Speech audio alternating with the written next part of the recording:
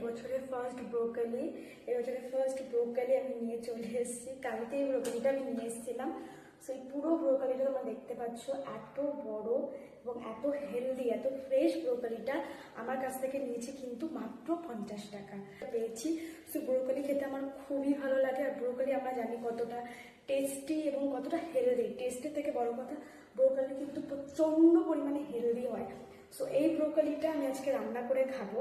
তো সেটাই আমি তোমাদের সাথে শেয়ার করবো যে ব্রোকলিটা আমি কিভাবে রান্না করছি এবং কিভাবে এটা হেলদি ওয়েতে আমি আজকে বানাচ্ছি, সেটা তোমাদের সাথে শেয়ার করবো। এটা আমি আজকে ব্রেকফাস্ট হিসেবে নেবো।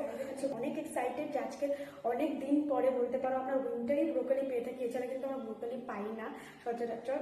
সো আমি এই বছরের ফার্স্ট ব্রোকলি নিয়ে চলে এসেছি। সো আমি অনেক এক্সাইটেড যে এটা রান্না করবো, তোমাদের সাথে শেয়ার করবো, আর কিভাবে এটা হেলদি ওয়েতে আমি আজকে ব্রেকফাস্ট করছি সেটাও তোমাদের সাথে শেয়ার করবো। চলো বেশি কথা না বলে তোমাদের সাথে রেসিপিটা শেয়ার করে নিই, আর আমিও ব্রেকফাস্ট করে নিই। চলো। ব্রোকলিটাকে দেখো আমি মাঝ বরাবর কেটে নিচ্ছি, নিয়ে দুটো ভাগে ভাগ করে নিচ্ছি। আর ফুলের দিকে যে অংশটা, সেই অংশটাই মেনলি আমরা খেয়ে থাকি।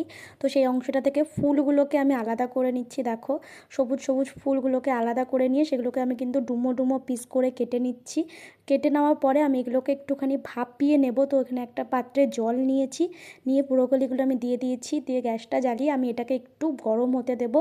এখানে জলটা যতক্ষণ গরম হবে এবং ব্রোকলিটা ভেপে উঠবে ততক্ষণের মধ্যে দেখো আমি এখানে আটাটা মেখে নিচ্ছি এবং এখানে আমি রুটিটা বানিয়ে নিচ্ছি। বিকজ ব্রোকলিটা কিন্তু আমি রুটি দিয়ে খাবো, খুব টেস্টি লাগে এরকমভাবে রুটি দিয়ে খেতে। তো আমি এখানে রুটিটা বানিয়ে নিচ্ছি। দেখো লেচি কেটে নিয়েছি, নিয়ে আমি ঝটপট করে এখানে কিন্তু রুটিটা বেলে নিচ্ছি।